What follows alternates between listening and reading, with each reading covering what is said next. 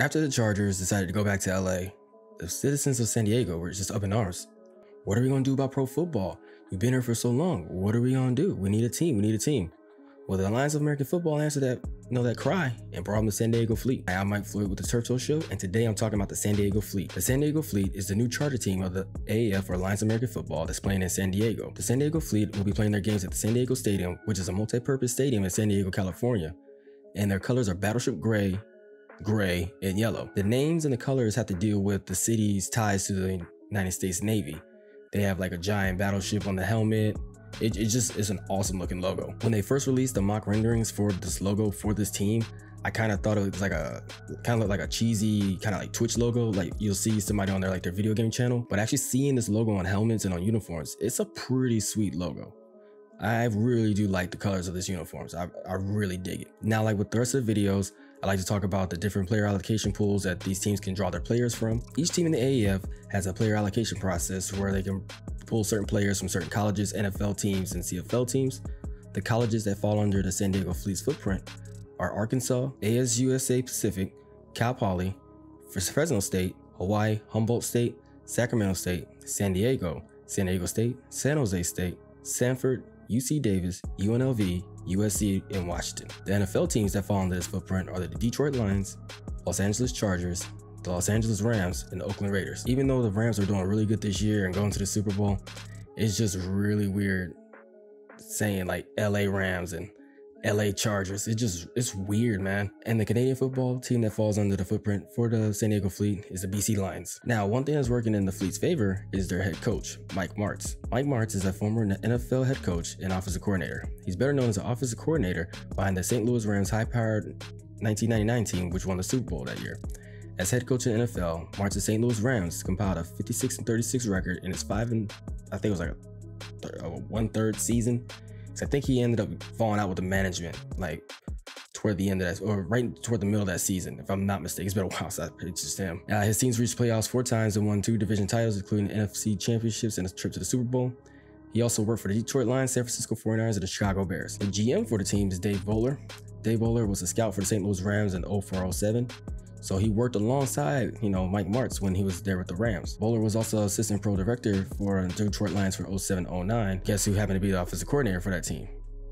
Mike Martz. So we got a head coach who has Super Bowl winning, champion pedigree.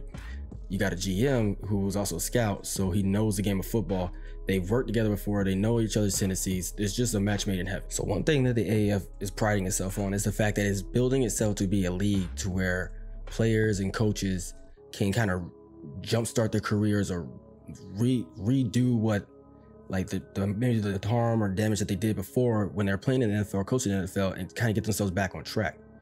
Well, the San Diego Fleet has already had 2 big name guys already leave their team to go back to the NFL. The first one, Josh Johnson, the quarterback, he was, drafted to play for the San Diego Fleet back in 2018. In November, he was protected by the team in the 2019 AAF QB draft with the first overall pick. So this dude was the first overall pick of the protector pick draft for the AAF.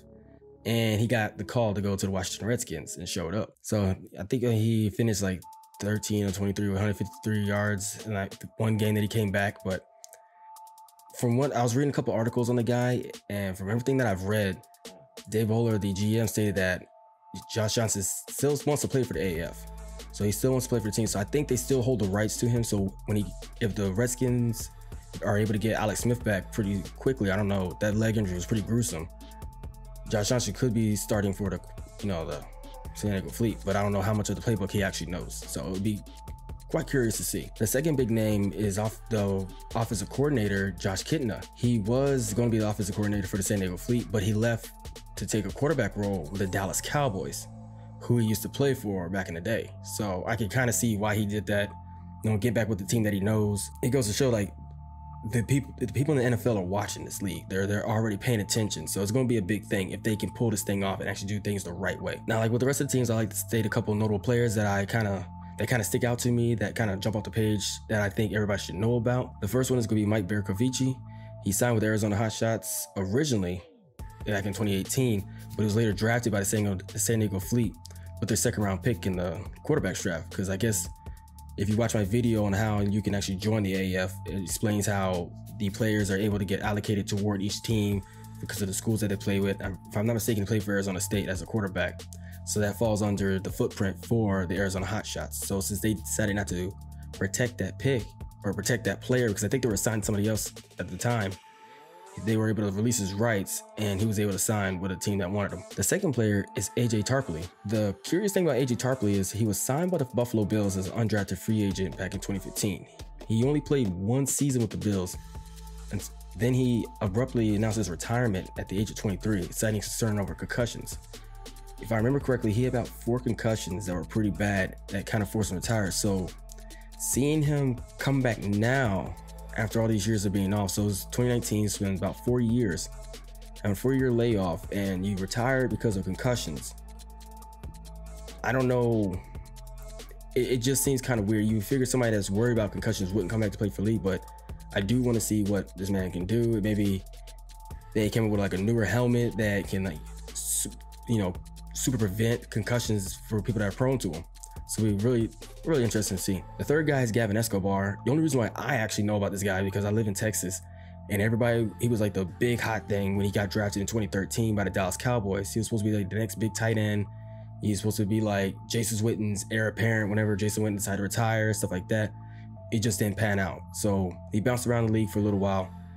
So it'll be nice to see him try to restart his career with the San Diego Fleet. The last guy that I want to mention is a guy that I have a love-hate relationship with, is Bishop Sankey. Bishop Sankey was drafted by the Tennessee Titans in the second round of the 2014 NFL Draft. He played college football at Washington. He was also a member of the New England Patriots, Kansas City Chiefs, Minnesota Vikings. The reason I have this love-hate relationship with him is because I play a lot of fantasy football. And I remember when he won the starting job for the Tennessee Titans back in, I want to say 2014.